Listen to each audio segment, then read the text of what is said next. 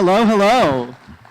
Uh, Thank you for that wonderful introduction. I have to say, I feel sort of self-absorbed and grandiloquent because who doesn't want to be greeted with song and dance? When you come to give an event like this, I feel like this is like, I feel regal. So thank you very much.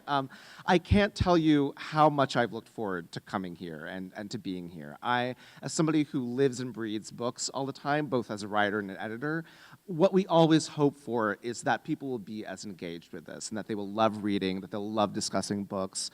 I've never seen anything like this event. The fact that you do a kind of month of programming, that the whole community gets involved, that's incredibly heartening. And I was saying, you know, as somebody who works in New York, we can get very staid in our publishing lives and get really kind of doom and gloom sometimes. And this is so restorative to be here and to see how just delightful everybody has been and how encouraging you've been. So one of the reasons why I thank Chantal and the entire committee behind this event and the library, because I actually grew up in rural Ohio, as you might imagine, and I volunteered at a library beginning in middle school. I helped shelve books. It was my first kind of real practical job I had, and because I really just physically wanted to be around books. I felt saved by them. I felt like I could dive into a book and that's where I could find solace.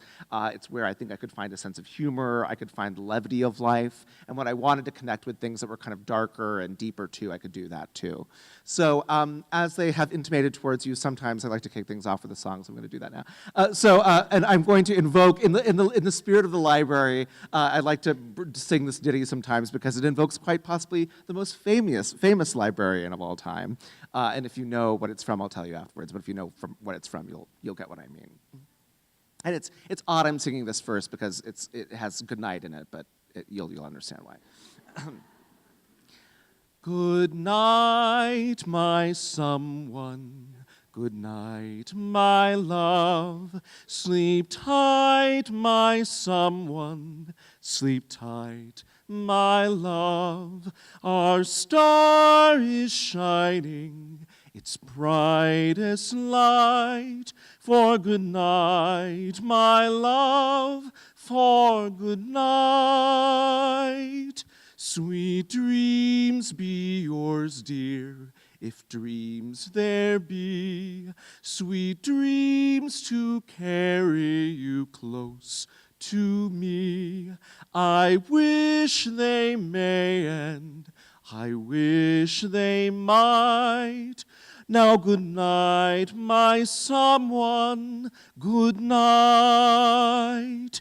True love can be whispered from heart to heart. When lovers are parted, they say. But I must depend on a wish and a star as long as my heart doesn't know who you are. Sweet dreams be yours, dear, if dreams there be. Sweet dreams to carry you close to me. I wish they may and I wish they might. Now good night, my someone, good night. Good night, good night.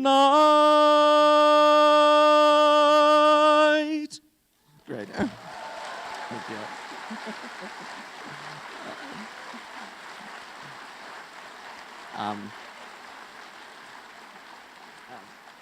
Thank you very much. So that is Good Night, My Someone from The Music Man, Marian the Librarian, the famous Marian the Librarian. I actually had the great honor years ago to sign up Barbara Cook's memoir, which eventually came out, and she was the one who originally sang that song. So I wanted to give you just a kind of great backstory of this book and how it came to be and what role it's played in my life. And my first novel, Blue Boy, was about a 12-year-old Indian American boy who grew up in the Midwest feeling different. Sound familiar? And that book was very cathartic for me to write because what I often say to people is that you should write the book that you want to see in the world or that you would want to read. And I think when you grow up and you feel out of place in a variety of ways, you're trying to create into the world something that will bring you that comfort and that will help you process some of the more difficult things in your life. So in that book, I really found the process of sitting down and trying to create this story about this Indian American queer kid that I had not had when I was young, and that would give some visibility to the experience that I had been through. So as a result of writing that and speaking to readers who had read that book and connected with it, there were both people who said, this was my experience and I'm so glad that you vocalized it, or people who said, this was not my experience, but I've had a window into something that's different for myself and I feel like that has helped me. And in a way, when you write a book, you're hoping for that deeper connection. It was very heartening to me to see people connecting with it in that deeper way. But one thing I found is that after I finished that book, after the kind of wonderful euphoria of writing with it and talking about it, I took a step back and realized, though I had written this character who went through all this trauma and processed it and came out at the end stronger than ever, I worried that maybe my own life, I was worried about not being single, being alone, being lonely, looking for these deeper connections in life and wondering if indeed I was standing by what I had written, because I was writing about this child going through these things. And so I started to put into the world, I kind of went back to that instinctual motive I was talking about of trying to put into the world what I felt like I really needed. And at that time, I really became fixated upon the theme of loneliness and being lonely, which are two separate things, really. You can be alone and not necessarily feel lonely, but you can also be among people and you can feel lonely at the same time. And I really I wanted to write through the process of feeling that way. And what happened was that we had a family friend who had a family friend who came to visit us when I was growing up in Ohio. And I think at that time I probably was about 12 or 13, maybe 14. And this family friend came, and he was unmarried. He lived with his mother. He was in his 40s. He lived with his mother in New Jersey. And because of all of these facts about him, I remember, and I can't remember if somebody said this outright, but I think it was more a feeling I got that I could tell, because I was so sensitive to this subject, that everybody in the community assumed he was gay because he was unmarried in his 40s. If that were true, a lot of people would be gayer than actually are. But I really, that made me sad for two reasons. It made me sad because people were imagining for him a life that may or may not have been true.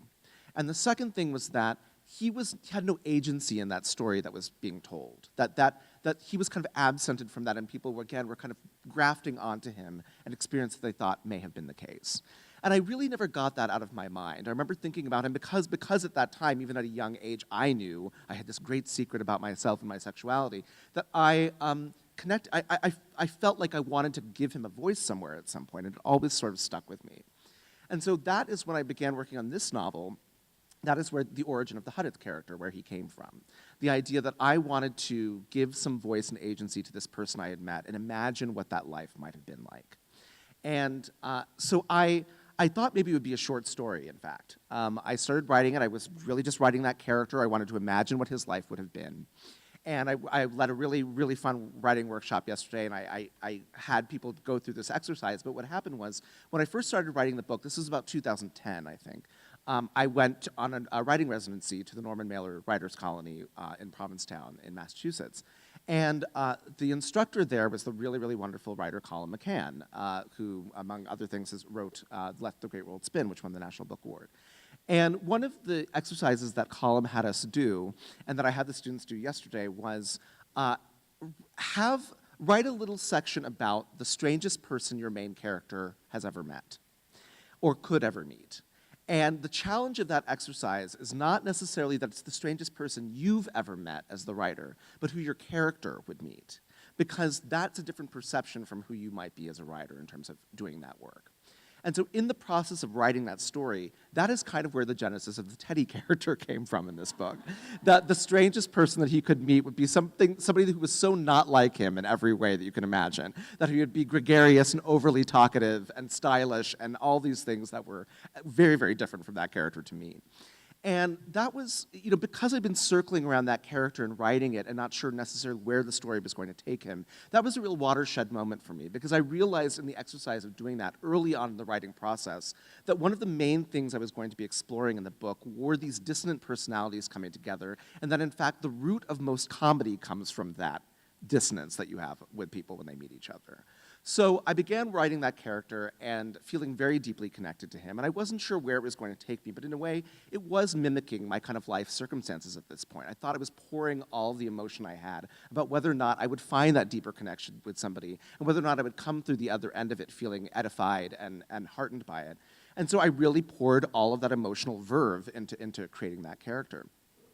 And then farther into the writing process, I started kind of writing the Ranjana character because I was a writer stifled by my own creative juices being stopped or being kind of somewhat in the middle of things. And so I started writing her as a separate thing entirely. You know, I was sort of urging her into the world too and putting her there. And then that light bulb goes off in your head where you think, oh, if I'm creating this character and I think that the tension of this book is really going to come from people meeting each other who are in different circumstances, then maybe I put these two people together.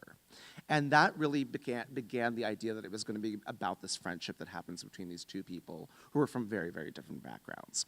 So I started putting those two together and realizing that so much of the tension of the book was going to come from their thinking things about themselves to be true very deeply, that they hold very deeply, that they're very steadfast about.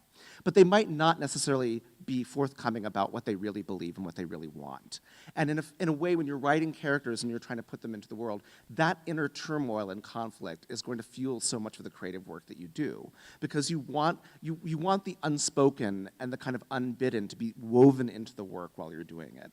And it's funny because the book is set in the Midwest, it calls to mind a moment I had when I was working in San Francisco. I was working for a branding agency, and we had a conference call, a kind of kickoff conference call for this project we were working on with a major Midwestern company that I will not name. And we had this long brainstorming call, and it was great. We were all feeling fantastic about the project. We went off and did our work, gave a big presentation, got great feedback. And 10 minutes later, the kind of project manager in-house there called us, and she said, yeah, I'm sorry, that really didn't go very well. And we thought, no, they were so excited about what we just presented. They seemed so thrilled. And she said, yes, I'm sorry, but they're Midwestern, and they don't say what they actually think about anything. And that was really in the midst of my writing this book, and I thought, yes, that's exactly it. Like, all these characters, they're talking about something, but they kind of don't mean exactly what they're talking about, and they're not being forthcoming in the way that you want them to be. And in a way, that group dynamic that actually emerges later in the book when they go on that road trip comes from that. The idea that they're all kind of talking around something, but they don't really want to get to the point, and they don't want to offend each other, so they're going through all of these crazy exercises, basically, to prevent anything from actually being said outright. And so that, as a writer, was a very exciting challenge to have, because you think, I want to create these situations where people will have or not have these conversations. And so one of the things that ended up doing in the structure of the book, and that I did very consciously, was that I wanted to have the characters in many scenes doing very mundane things, like driving somewhere, going to eat something, having a kind of quotidian conversation about the logistics of the day, and that at the end of those sections, almost appended would be the kind of inner thoughts they were having while that scene was happening. And so that's the case sometimes you'll see with Ranjana in certain scenes where she's driving home and she's thinking about something. And it's because, like in that scene where she visits Seema, her friend, and her husband, and they're sitting around talking about politics, and then she drives home and you kind of realize everything she was thinking during that scene.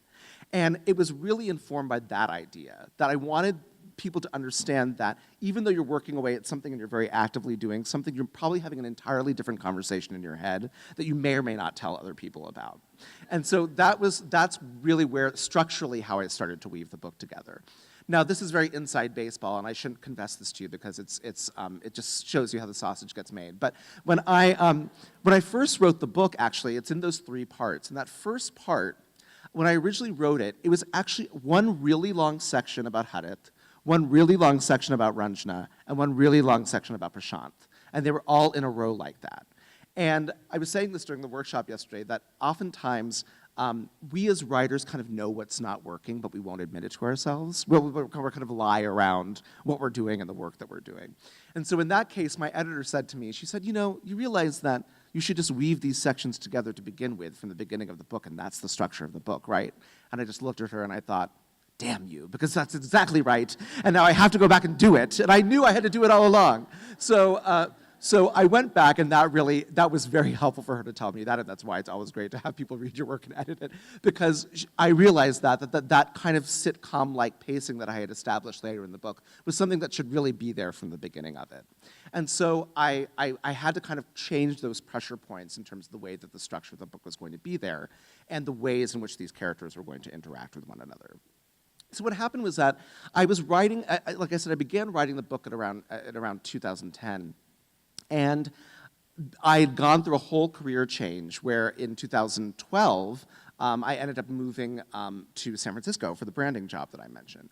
And I had this literal sense of displacement. So I had written probably about 100 and something pages of this book, and I had them lying there. And I went through this whole process of being out in San Francisco and thinking, I'm in a completely new place. All of my friends are back in New York. I have a couple good friends who are in San Francisco. I'm in a completely different career. And I really had this kind of mental break of sorts of thinking, how am I going to get anything creatively done? Because I feel so out of place in just what's going on in my life. And so for a number of months there, I actually did not work on the manuscript at all. I felt like I had put it away. I felt like I wasn't going to make progress on the way the story was going to shape up. And this sounds very sappy, I know, but in the process of being out in San Francisco, I met my now husband, who lived there at the time, and something about the process of meeting him and feeling happy in that way made me feel all the more of a responsibility to write about this character I'd felt that was going through this lonely phase. And the idea that I didn't want to create a story in which the be-all and end-all is meeting somebody and you end up happy and then nothing else matters. It was the idea of using that emotional wherewithal, basically, to infuse the story with what I thought was more a firmer sense of fortitude and understanding. And so what happened was that I finally did make my way back to the book, and I realized that I felt all the more of a responsibility and an obligation to create a world in which these characters would leave behind all the things that were dragging them down and that were hanging around their necks and that were making them feel like they were stuck in the past. And so when I returned to the book with a kind of renewed sense of purpose, it was this strange symbiotic kind of relationship, because in a way I felt like the characters were kind of writing me in the same way that I was writing them. That when you bring that kind of emotional engagement to the page and you believe in the story that you're telling, you feel very deeply that you're helping each other and that there's a dialogue that's being sustained in that process that's very vital. And so that was, I think around that time then, is, for example, when I created the scene in which they all go out to dinner together for the first time, it was from that root of that feeling I had at that time, that I'm going to create a literal circumstance in which these characters may feel awkward and feel like they're going through something new, and yet it's creating an environment in which they feel like they're going to move past this trauma and get somewhere. And for me, because I wanted to create these characters who were sort of larger than life in certain senses and then very real in others, that was the real root of the fun of working on it. It's almost like when you were in that groove of working and you've created these characters that you really want to kind of steward and take care of, you're all the more excited to join them, because it's kind of like meeting up with your friends, you know, when you go out to work on writing something. And that was getting over that hump and understanding that that sense of community among them was going to be a root of it was really helpful to me in my own day-to-day life. The idea that that sense of compassion and willingness to bring other people together who might understand each other in a different way was actually going to help the book be better, and then the people who would read it hopefully feel better about what was going on as a result of reading it. And so I started to frame it that way and bring them together, and I started to kind of heighten how insane Teddy could be and how inane some of Cheryl's comments could be, and how it would actually feel really kind of rooted and mired in these things. And the Prashant character was more difficult because it was closer to my experience in some sense, because at one point, now again, this is showing you how the sausage gets made. Early on in the writing of the book, I didn't actually have it set anywhere, so to speak. It was set in a kind of nameless town, and the college that he went to was kind of nameless, because I wanted to play with this sense of displacement, the idea that if you didn't know exactly where it was, the assumptions that you would have for people who live in a certain part of the country, or from a certain set of circumstances, would go out the window. And that, in fact, you'd have to be watching the character's behavior very specifically to see what they actually felt and thought over the course of the book. And so with Prashant, for example, I felt such an onus of not making him go to Princeton, because I went to Princeton, and that's just a cheat, and like I don't want to put people through that process. But then I realized in the course of working on the book, I thought, this is ridiculous. I do have to set this somewhere. It's not a fantasy novel. Like it's not Narnia. You know, I have to figure out where these people are going to be. And having been and then realizing, going back and thinking, yes, I did infuse these people all with this very Midwestern sensibility. It would be completely insane not to put them actually in the Midwest. So then I started to kind of go back to, I was like, okay, I know Ohio well. I should really make them as Ohioan as possible in that way. But when I wrote his character, because I had been at that school, I did feel a kind of sense of, okay, I don't want to make it just my experience that he's going through, because his experience would be very different. And in a way, that kind of play acting of creating that world for him became very important to me too. The idea that I was writing somebody separate from myself, and I had to be very mindful of the fact that that was the case, because I wanted to keep it as true to life as I possibly could. So what I really did was, because Prashant was the kind of young and dim-witted straight guy, I just thought of my own brothers, and thought about how wayward they may have been during their college years, and I would triangulate the process through that. But it was really it was very exciting to realize that in the writing process, you know, people often tell you that you should write what you know. You know, that's common advice that people give you, and I think many writers will actually tell you, and I really believe, that you should be writing towards what you want to know, or you should be writing towards something that enlightens you as well. Because the lived experience that you have yourself, as valuable and actionable as it may be in certain ways, is not necessarily taking your work somewhere new if you're not challenging yourself to imagine that. So in the writing of the book, I wanted to imagine the lives of these people, and I wanted to, in Ranjana's case, for example, I am not a middle-aged woman who's just seen my son off to college, though you could think to the contrary, but I'm not. And I wanted to kind of think about her and think about what that imagined life would be. And it was the kind of thing where, you know, when you're, part of writing is, well, a big part of writing is observation. The idea that you're observing people around you. And I think about it, you know, I have that line in the book where I think about calling a person a kind of curio cabinet of what you're collecting. You know, the experiences that you have and the thoughts that you have. And when you're a writer, that's really part of your job in a way, is to glean those little facts and details about people that you can put into the work to make it feel more substantial. And with the case of Ranjana, for example, what I thought about a great deal is that I thought about a lot of the Indian women I knew when I was growing up, who were friends of my mother's, who may have been younger women at the time when I was growing up and now were middle-aged, who my mother had maybe mentored in some way. And I wanted to be very true to what they may have felt and thought. And again, I had not lived that experience, but I had to bring to bear all of the commitment I could make as a person who's creating something to think about those people. And so it really was a kind of fascinating flashback in a way to think about, you know, when we would go to these Indian parties when I was growing up, I would think about all the kids I knew at that time and all the experiences that we had. For example, when I was 4 years old, I wandered into where the older kids were hanging out and watching A Nightmare on Elm Street, which then was terrifying to me as a child and basically ruined my childhood because I was terrified of Freddy Krueger for years afterwards. But I was so fixated upon that idea of what we were doing then that I didn't really step outside myself to imagining what was happening upstairs with all the adults while we were in the basement playing away. And in the course of writing this, it was helpful to kind of think, okay, I can bring whatever creative efforts I have to this to really think about the lives of what was going on up there, and to think back on conversations I'd had with my parents or conversations I'd overheard them have, and think about how I was going to write that and imagine it into the world.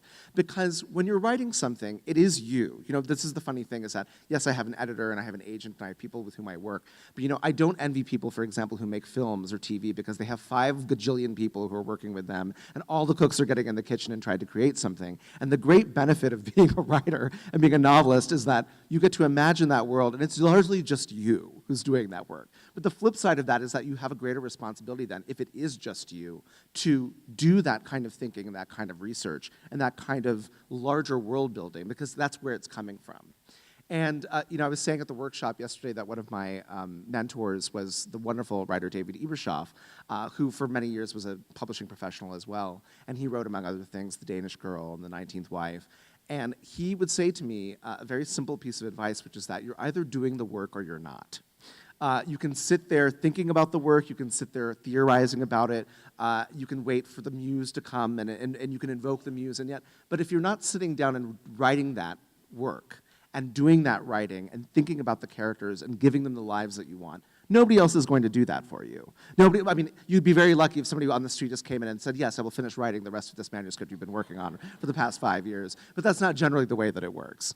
And so I did feel in that time where I was kind of in the midst of everything, I think around 2014, I probably had about 250 pages of the book written. And I had all those characters in there kicking around. And again, the funny thing is, you can be going about your day, you can be at your day job, you can be having dinner, and all those characters are basically, they're like the people trapped in Superman, you know, in that crazy mirror. They're like tapping on it, waiting for you to keep creating them, you know, because they're stuck in there, they have no outlet, you know. So I would always kind of hear them yelling at me and think, I have to do this. And I had a very simple thought, and when that year rolled around, and I thought, you know what, if I don't do this, if I don't sit down and write it, it's never getting done. It's quite literally never getting done. The book will just sit unfinished for years, and I will never get to that point of working on it. And so when that time rolled around, I really thought, okay, you know what? Let me go back to the kind of instinctual things I was thinking about when I first began working on this project. And the thing that really resonated with me was that I had started with that character. I had been writing that character for a reason, because I wanted to see him live this kind of fulfilled life within the pages of the book. And that was the thing that really kind of pushed me to say, okay, great. There are the logistics of getting this work done.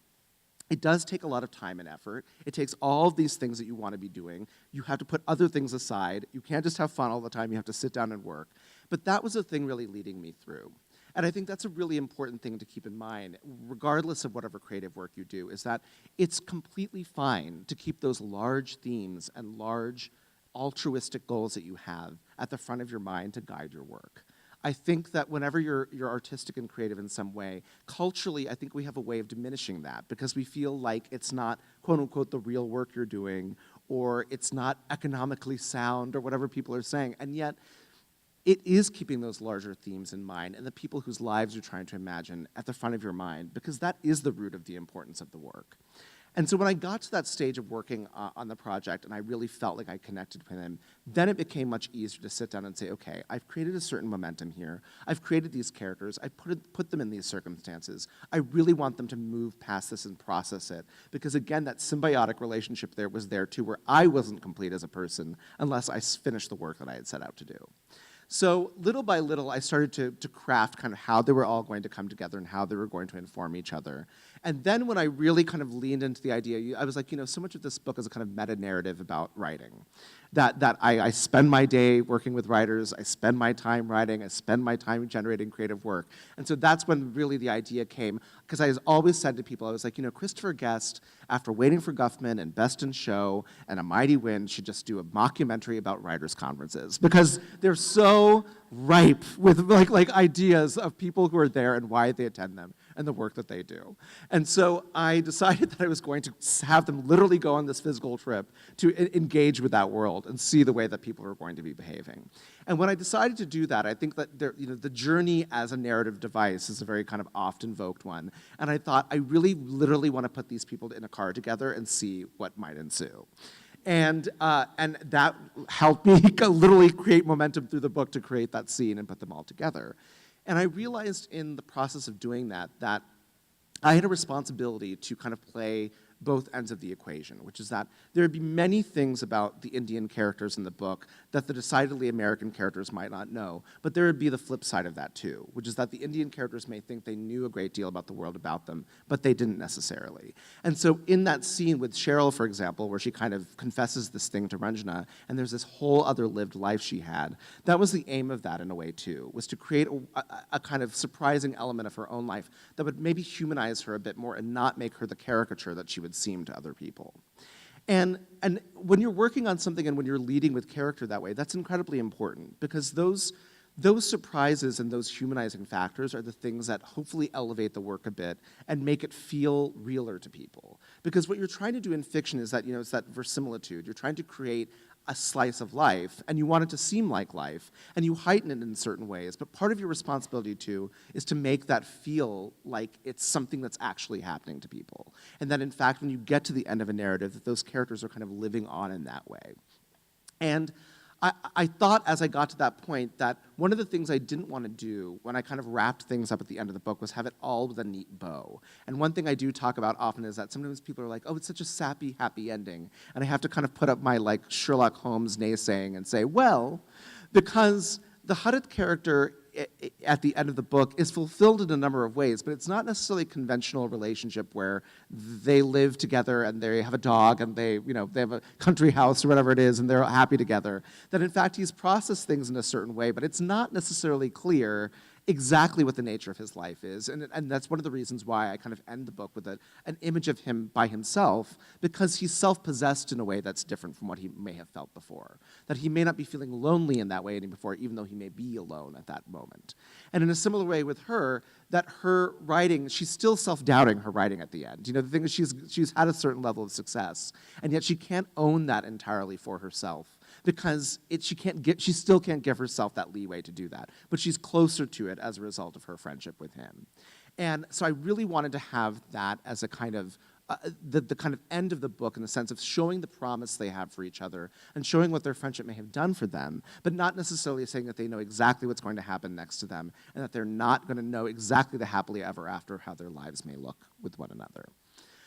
So on that note, what I wanted to do was I put together a kind of list of lessons about publishing and writing that I wanted to impart to you, because this is one of the things that I like to be able to speak about, is the idea that there is this intersection of the creative work that people do and then the larger world of publishing that's around them that's available to them. So part of what I talk about, the first thing I would say is that you have to focus on the work that you're doing, and you have to focus on the characters that you're trying to create. But it's also very important to learn about the world of writing and publishing as much as you possibly can. And the great thing about this thing we call the internet is that it's made those tools available to people in a way that they might not necessarily have had before. Twitter is a great resource for people because you see writers in their natural habitat on a day-to-day basis, on a minute-by-minute basis, kind of telling you what their process is like and what their lives are like as professional writers. And so I always encourage people to kind of to engage with that and see how people are talking about their work and practice, because that is a benefit. You know, for so long, I think writing can be such a solitary process, and creating anything can be very solitary. And when you know that there's a community of people around you who are doing that work, that makes it so much easier for you to find your own way forward, because it gives you a sense of their work ethic, it gives you a sense of what they identify as being important and what they incorporate into their work, and it also gives you a sense, too, of what they're reading and engaging with, because the reading and that part of it is such an essential part of anything creatively that people do. The second thing I would say is this idea that's become very important now, which is that being a good literary citizen, which is the thing that I would say this very event is a classic example of that, which is that the love of books and the love of writing and the love of talking about them is so vital to the healthiness of a community and the creative work that people may do. And when I say be a good literary citizen, it's the idea that, you know, reading the books that you think are actually going to make a difference, discussing them, giving them to people to read, giving them to people, for example, who may need them. I mean, young people who maybe don't have visibility in the way that they want, and that they can find their way through books and talking about books. The other way, too, is that supporting writers that you really appreciate. I mean, the idea that when writers come to speak and like this and you go see them, that you go out and vocalize that support, because that's so important for everybody, because it creates a whole world of kind of support and understanding for people. The next thing I would say is that know when you've done good work, which I think ties into that idea that people diminish their creative pursuits in life, which is that when you work on something, or when you read something, or when something connects deeply with you, it's very important to acknowledge that that is the case, because I think so often it's so easy to kind of set it aside and say that was merely recreation, or that was merely something I did to entertain myself, and yet it's completely great and fine, in fact, to say this is something that actually moved me deeply, and I want to share it with people, and I want them to know about it, because that is how people find new work and talk about it and feel themselves edified by it. The next thing I would say is to be bold in both the things that you read and the things that you might write or that you might create. I think right now that kind of energy of aiming for the large theme, aiming for the big topic, aiming to connect with people, I think is really, really, really vital, because that's where the really meaningful work comes from. When people write that way, when you feel that passion from them, when you feel that level of commitment from them, it's something palpable.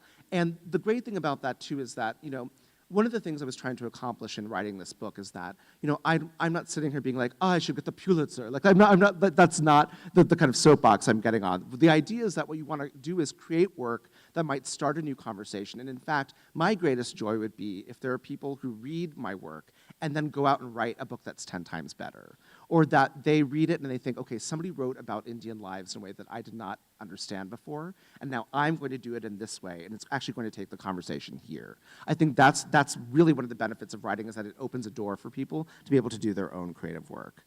The next thing I would say is that when you read something and when it connects deeply to you is to sometimes write down the themes of what connected with you the most. Because again, we are all on our phones now, we're all running everywhere, we're all doing all these crazy things, and sometimes taking the time to sit down and write just a short list of the reasons why something spoke to you will kind of vocalize it in a certain way for you and give you a sense of why something is connecting with you and why you think it might actually be helping people in the world.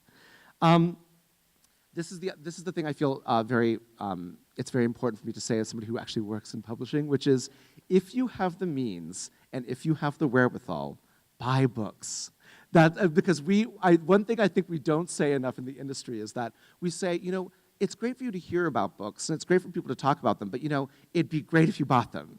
And I don't. This is no shade to the library, because please go to the library and check out the books too. But I think it's very important to when something means something to you is to really go out and support that. And I think, for example, one thing I've noted, especially in recent years, and that the industry has finally noted, is that, for example, a lot of the fiction that's being written these days happens to be by a number of women of color. That they're writing stories that are very vital for the world. I know you had Yad Jesse here last year for this event, and that's an example too of somebody who's writing work that is really important in that way and connects with people. And I think when you hear about writers who are doing that, who are maybe breaking new ground in that way, being able to go out and buy their work and support it is incredibly important, because it's not just for the purposes of the kind of back and forth of sustaining an industry, but it does make an actionable difference in the world. It actually allows people to see space for themselves in places that maybe didn't see before.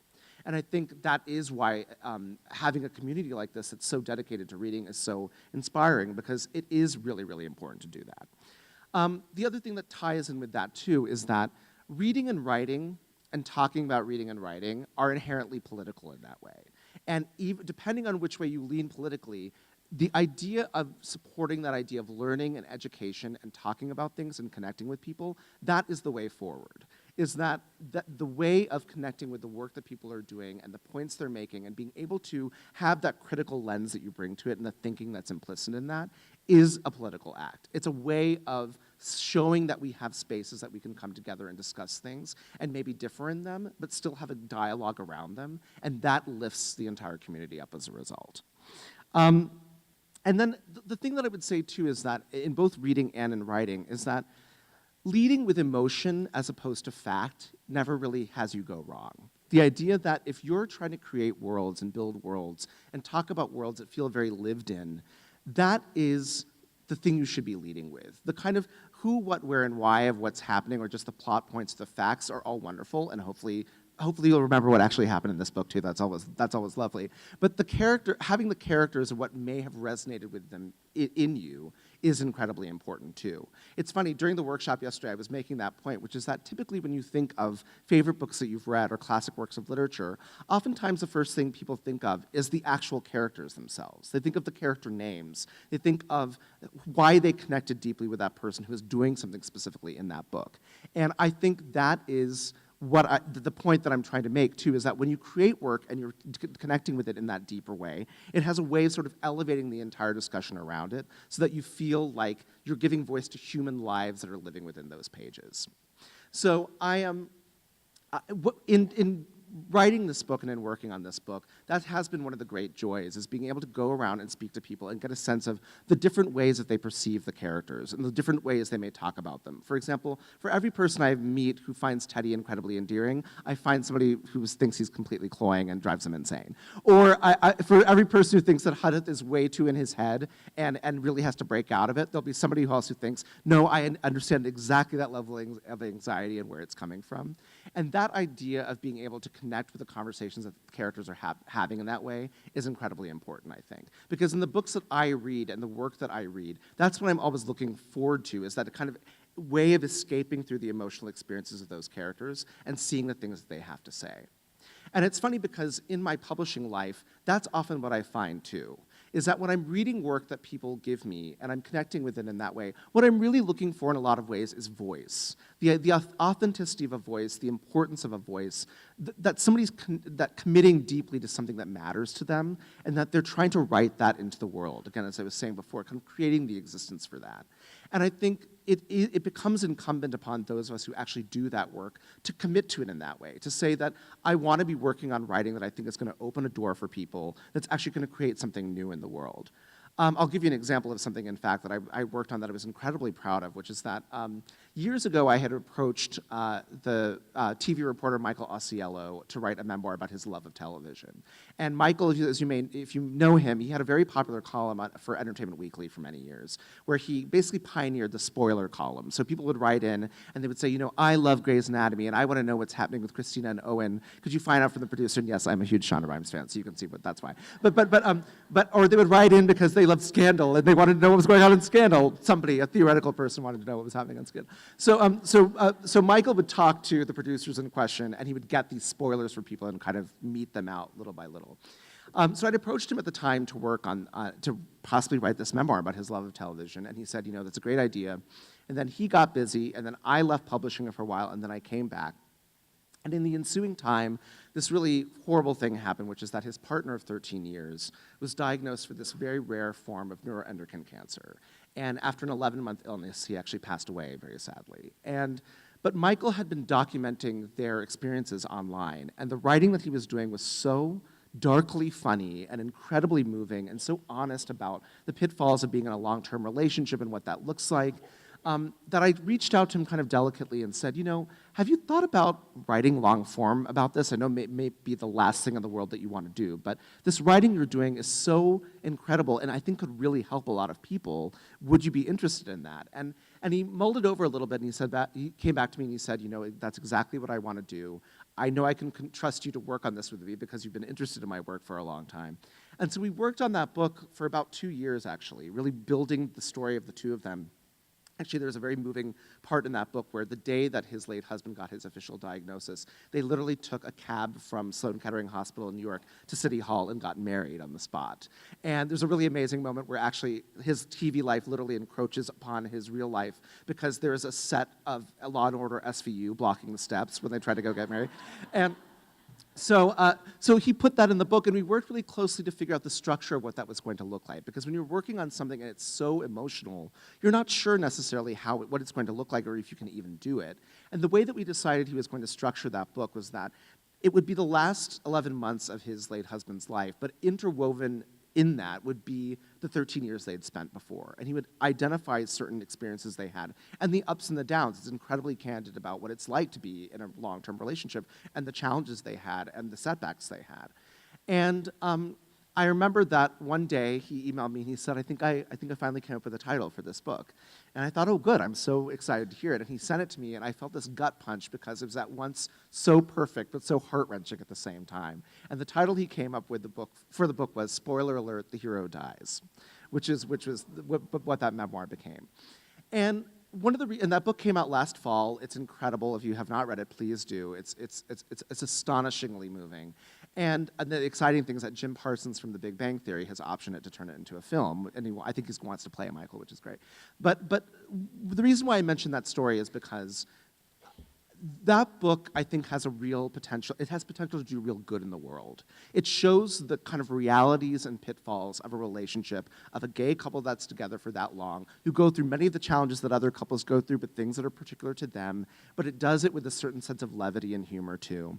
And it has a really strong narrative voice, that he really understood who he was as a writer and what he wanted to put out into the world. And I think that level of commitment and that level of thinking about what a narrative can do and how it can help people is so important, is that you want to approach storytelling and writing and putting books out into the world with that exact same sense of importance. Because in a lot of ways, it is a life or death question for many people.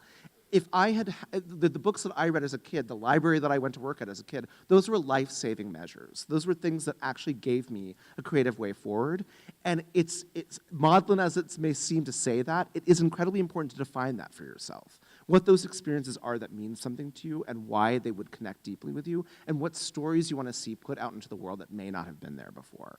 So that is a classic example of things that we're capable of doing even ourselves as creative people, that we want to put these characters into the world. If you see a character, if you meet somebody and you think that person's living an interior life that seems lonely to me, and that person seems to be having challenges that I can't necessarily put into words right now, but I want to, go out and create it. Go out and imagine the lives of people who will be doing those things, because that's the way that change happens. And it's the way that people connect deeply with work on the line level, and that they see a way for themselves in the world that maybe they hadn't seen before. So at that, I think my timing is good. If we open it up to questions, is that good? Where's Chantal? Is that good? Okay. Okay, so if you have questions, please, I talk too much, so we'll be locking the doors and you'll be here for 24 hours. It's now a lock-in. I hope you brought a sleeping bag.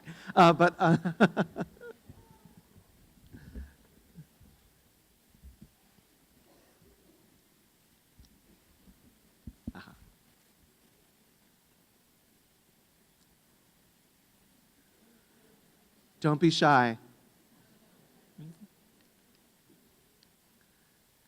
I have a question. Yes. Sorry. When you were writing about Prashant, and you made the point several times about how Indian families expect their children to go to school, to go into science. Yeah. And his idea of wanting to change his major. I'm just curious what your experience was when you went to school. Were you expected to go into a science major? That's great. And what was your name? Lisa. Lisa. Thank you, Lisa. That is a very good question. So the question being, did I experience a similar thing to what Prashant goes through, of being expected to study science and going through that route? Now, I had the great benefit of I have a 4-year older brother, and I have a fraternal twin brother, actually. So my older brother, he got to have all of those problems. He went to college to be pre-med. Then decided that he really did not want to be pre-med, and he ended up studying engineering, so he kind of did. I mean, he sort of fulfilled the role. But now, the funny thing is, he is now a professional stand-up comic, so it didn't take. But the point I do make, and this is all credit to my parents, because my parents were typically a bit more progressive than some of the other Indian parents I knew growing up. And most Indian parents at that time were saying, do what we want you to do and do it well. And what my parents generally said to us was, do what you want to do, but do it well. And so that level of commitment to kind of being proud of the work that you would do, regardless of what it was, became very central to our thinking. Now, of course, they were delighted when I ended up going to an Ivy League college, and then they were the opposite of delighted when they realized that I was going to use that college to study literature. But then when they saw how much I connected with that, and then eventually when I found the actual corporate embodiment of my academic interest, which was book publishing, they were like, wow, there's actually a practical world that involves working with books. Who knew, you know? So, but that was, if I'm being completely frank, there was a number of people I knew who were very bright kids growing up who did not want to study math and science, who ended up studying math and science. And I don't know whether, in some cases I think they're happy with that, and in some cases I think they worry about what might have been.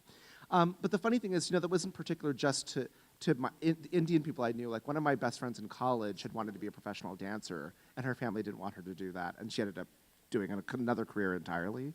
But that said, I still to this day, it doesn't matter who you are as an Indian person, there's always some cloud hanging over you where they're like, you could have been a doctor. And I always joke with people, I just say to my parents, I'm like, I'm the one Indian person on beat whose friends are all doctors, and I'm not. So at least I have doctors around me, and they can save my life if they need to. Hi, Connie. So one of the things I really enjoyed about your book was all the assumptions, the miscommunications, and not just from the cultural level of Indian versus someone else. It's between husbands and wives, it's between people who work together, and so on. And as I was reading, obviously there's the literal sense of your title, no one can pronounce my name, but I kind of took a metaphorical take on that and see whether you intended that at all. to mean in part that relates to these secret parts of ourselves that people don't know about. And so your identity is always, in a certain way, opaque to other people. So I wondered if You should had have written this book. It would have been better written. That's a really beautiful. That's a beautiful way of putting it. That's exactly right. And I'll give you another window into kind of the way the sausage is made in terms of how books get titled. So when I first started working on this book, the working title at that time at the beginning was "They Couldn't Pronounce Our Names." And I was kind of establishing that idea that there was this misunderstanding between one group of people versus the others. That was the working title. And then at one point, I changed the title, and it was called A Sense of Humor. Because one of the points that I was making, and it gets into this later in the book when Ranjana is thinking about the author that she goes to see speak, which is that when people think about Asian American literature in general, or ethnic literature generally, but especially Indian literature, that the default emotion was always sadness. That even if there are things that happen that are entertaining or funny, it's like the default emotion has to be that people are sad and wistful, and that's the main theme. And I was really trying to break that convention by taking traumatic things in people's lives, and repurposing them and showing, no, in fact, the default emotion for them is they want to be happy, that they want to find connection with people. So that was the title for a long time, and then I was talking to my editor about it, and I happened to mention that first title, They Couldn't Pronounce Their Names. And she thought, gosh, I really like that, because it's so thematically what you're talking about in the book. And we went back and forth, and it was a logistical thing, because there were a couple novels that had come out in the previous years that had names, plural, in them, and it really bothered me. I was like, I don't want to sound exactly like those. And so then we came around to No One Can Pronounce My Name. And there were two things that made me really love that title for the book in question. One was that it's exactly the point you're making, which is that the title is not exactly correct, as you might imagine, because the Indian people know each other's names. But this idea that, for example, Harit may think that nobody else knows how to pronounce his name, but it's not necessarily true, but he believes it. And that we hold fast to these certain understandings or misunderstandings that we think to be true because they're like a self-protective mechanism. And so that's why I like the title in that sense. And then the other reason why I really loved it is because I love the idea of that title being on a book and my name being underneath it. But yes, you're very right. That was the intent. What's the best book you've read in the last, say, 6 months? And then as an editor and publisher, what's something that's upcoming that you're really excited about? Oh, great. Everybody here. What was your name again? What was your name again? Sean? Sean, that's right. That's Sean. And how do you spell it? S-H-A-W-N. See? Whenever so my John spells it with an H, and people should know that. But the best book I read in this past 6 months? That's a really good question. Well, you know what book I absolutely loved is Her Body and Other Parties, that story collection. It's by a writer named Carmen Maria Machado, who's kind of preternaturally gifted. It's a collection of short stories. They really it's kind of like, she sort of has like an Angela Carter, Kelly Link kind of thing going on in her writing, but it's very genderqueer, and it's really fantastical. The first story that begins it, I think, is just an instant classic. It was shortlisted for the National Book Awards. I think she's incredible. Forthcoming, I'm very excited to read the new Michael Ondaatje novel, Warlight, that's coming out, because I really love his writing. And actually, this is just promoting work that I've done, but I have to tell you, one of the books that just went on sale that I'm incredibly proud of is that I worked on the actor Marcia Gay Harden's memoir, which is called The Seasons of My Mother. And when I work with a certain number of celebrities in my job, and one of the reasons why the books that I really love working on are the ones where they're just incredibly well written and the person happens to be a celebrity on top of that. And the book is about her mother's struggles with Alzheimer's disease, but it is written in this completely poetic, lyrical, incredibly entertaining voice. And she's a truly gifted writer, and she's a lovely human being. So I really think that's an example of a book, too, that can help people, because I think people don't talk enough about what the day-to-day of being a caretaker with somebody who has Alzheimer's is. So I'm really, really excited about that book. And sorry, that's my shameless plug for that book. My name is Gladys, and I enjoyed the book thoroughly. Thank you. I was kind of really rooting for Ranjana and her writing, her trials and tribulations. When we got to finally read something she wrote, it was extraordinary. It's about vampires. So I'd like to know, where did that come into all of this? Vampires. I'm so glad you said that, because I have to say the number one question I've gotten when I talk about this book is, when are we going to read the entire novel that Ranjana writes in Yeah, that book? well, Yes, and I'm like, great, I'm so glad you enjoyed the other 350 whatever pages of the book that were not that. I did, No, but- I'm actually like Ranjana in the sense that I really was an Anne Rice obsessive when I was like in middle school. I Okay. read like everything she had written. And the thing, one of the reasons why I wanted, when I first started working on the book, obviously because it was 2010, a long time ago, and Twilight was still popular, was popular at that time. But I would often hear people say, you know, oh, like a couple years later, oh, Twilight, the vampire thing is done. You know, people would say that often. The vampire thing has never really been done. It comes back every few years because vampires are kind of this metaphor for a number of things, kind of like actual physical illness, people who are marginalized societies. That's why True Blood was popular. That, you know, and one of the things that why I wanted to include it beyond just her fascination with it and her finding some solace in it, was that people often say that about ethnic literature. They'll say, oh yeah, Indian literature, that's been there, done that. Or people write about this subject, had been there, done that. And one of the points I was making is that no, nothing actually goes away as long as you find fresh ways of talking about it. So I wanted to have that be part of it, and also because I think that in my professional life too, that people can really give short shrift to people who love genre fiction. That it's looked down upon as if it's beneath them, or that. And in fact, genre readers are incredibly intelligent, very very engaged people who. The world building that they do and the ways they talk about books are probably more passionate than anybody else. So I wanted to have somebody who lived that kind of life and was engaged that way within the Cool, book. I really, Oh, thank you. thank you. I was wondering what's it like to be an author and a publisher at the same time? Oh, good. And what's your name? Will? Good. See, start 'em young. Start 'em writing early. It has its benefits and challenges at the same time. I certainly am a stronger writer because of the authors with whom I work. That's absolutely true. Because seeing the work that they do, I mean, one of the reasons why I end up working with some of the writers I do is because their work speaks very deeply to me, and I'm incredibly impressed at the level of technical skill and thought that goes into the work that they do.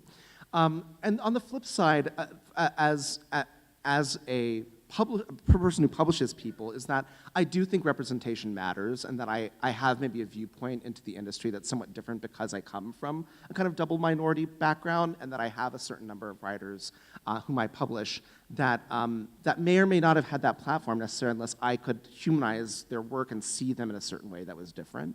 Again, I do think that that's really important, that when you read and when you engage with things in the world, is to look at different viewpoints and people who maybe are underrepresented, who don't see themselves in the world that way.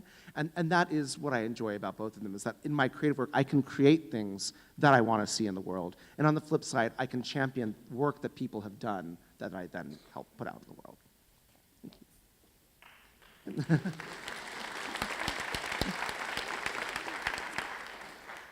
One of the things my name is Marilyn.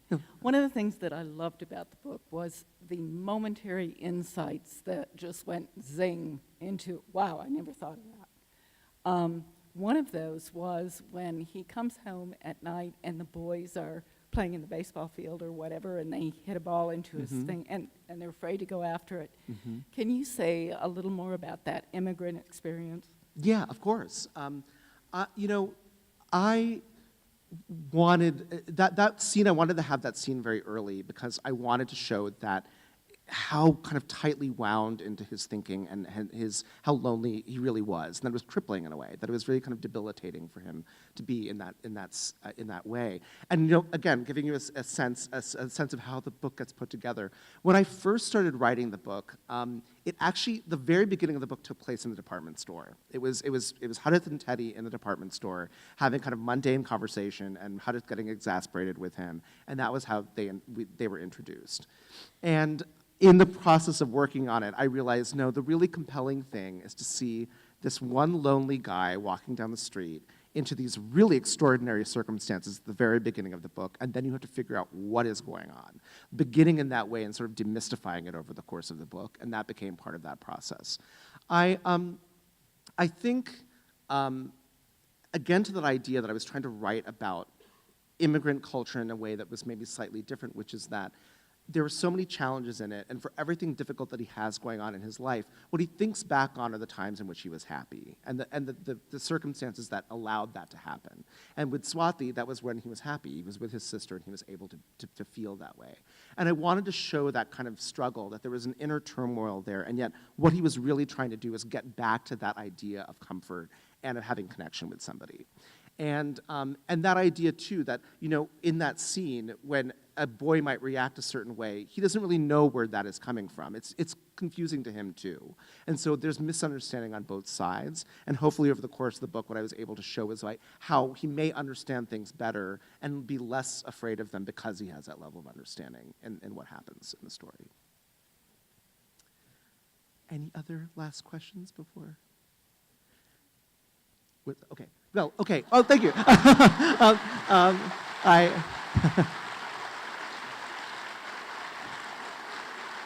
I want him just to walk around with me all the time carrying that sign. Thank you so very much. This was such a delight. I just wanted to say thank you again. This is really, truly one of the most special things that's ever happened to me. And I'm really, thank you so much for your support and everything. Thank you.